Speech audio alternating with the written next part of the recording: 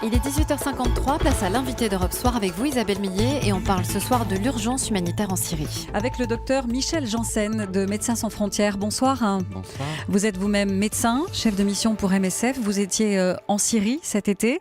Alors maintenant c'est l'hiver, il fait très froid en ce moment là-bas et votre association lance un nouveau cri d'alarme à propos de l'acheminement de l'aide humanitaire. Quel est le problème ? Voilà, donc en Syrie, Damas, donc le gouvernement, empêche toute aide dans le nord, des zones qui sont tenues par des rebelles.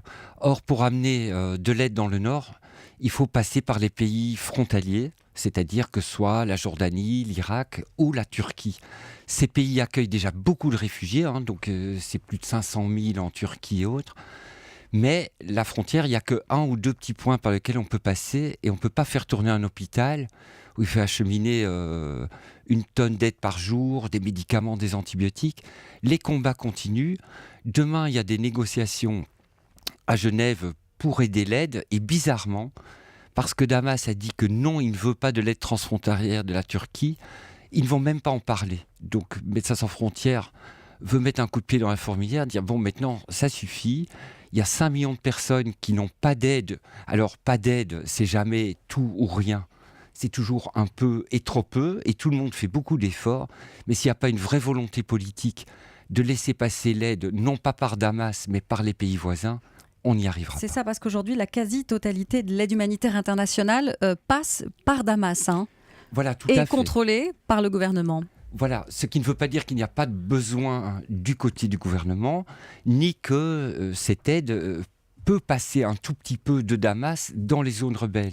Mais par exemple pour la polio, il est évident que quand Damas dit qu'il n'envoie pas de vaccin polio dans la moitié d'une ville parce qu'elle est tenue par des terroristes ou des rebelles, en pratique, il y a 13 cas de polio maintenant qui sont arrivés. Or, ce n'est pas admissible, ça prouve bien que le système est détruit. Dimanche dernier sur Alep, il y a eu des hélicoptères qui ont bombardé à coups de TNT des quartiers entiers. Il y avait beaucoup d'enfants parmi eux. Donc la guerre, c'est un permis de tuer, il y a quand même des règles. Ce sont vos médecins sur le terrain qui l'ont constaté ? Alors, on a une présence indirecte, puisque quand il y a des bombardements, c'est tellement dangereux. Ça fait 3 ans presque que ça dure. On est un petit peu en repli, donc on n'est pas en permanence sur le front, puisque par définition, sur le front... C'est extrêmement dangereux. Vous étiez sur place il y a quelques mois encore. Qu'est-ce qu'elle a de particulière, cette guerre ? Qu'est-ce qui vous a frappé, vous qui connaissez bien les situations difficiles ? Voilà, alors il y a une suprématie militaire absolue, c'est-à-dire c'est vraiment unilatéral, c'est-à-dire qu'il y a un désespoir du côté, on va dire, des rebelles ou autres qui n'ont pas les moyens de gagner militairement. Et il y a également donc ce conflit qui au départ était des simples manifestations s'est transformé en une répression. Et aujourd'hui, il y a aussi donc le djihad, donc une guerre dans la guerre, c'est-à-dire que il y a dans les zones rebelles également la présence de militants armés avec lesquels il faut donc discuter, obtenir. Donc c'est très compliqué puisqu'à la fois il faut négocier. C'est pas un simple front, on passe et pendant qu'on passe, on donne le visa et c'est bon. On est en permanence en danger.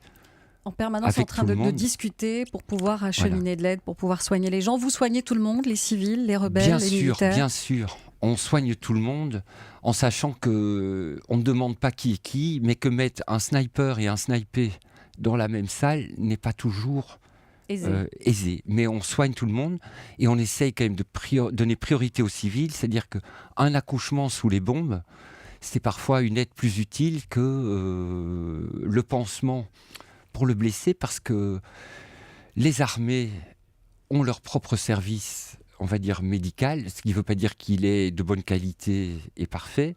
Par contre, pour les civils, le diabétique ou l'hypertendu qui depuis 2 ans n'a plus ses comprimés, il meurt aussi. Donc pendant la guerre, l'infarctus continue. Donc on développe bizarrement sous les bombes des services de médecine normale. Et comment êtes-vous accueillis par la population ?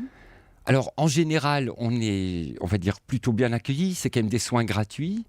Mais malgré tout, il y a toujours la suspicion. Donc, nous sommes parmi les rares ONG, on a une présence d'expatriés occidentaux. Donc, l'espionnage, enfin, on est dans la guerre.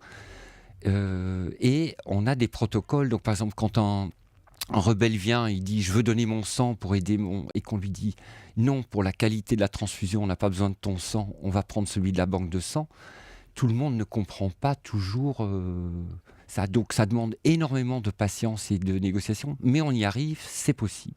Les humanitaires risquent leur vie aujourd'hui en Syrie ? Comme dans toutes les guerres, peut-être moins que les civils. Et c'est un choix personnel. Ce qui est le plus frustrant aujourd'hui, c'est qu'il y a d'énormes besoins et on y répond très peu parce que c'est tellement dangereux et tellement compliqué qu'on ait trop peu de matériel et trop peu d'équipes. C'est pour ça qu'on demande que les Nations Unies passent, y compris par la Turquie, même si Damas ne le veut pas. Voilà, on a bien compris que c'était ce problème d'acheminement qui pour vous aujourd'hui est prioritaire.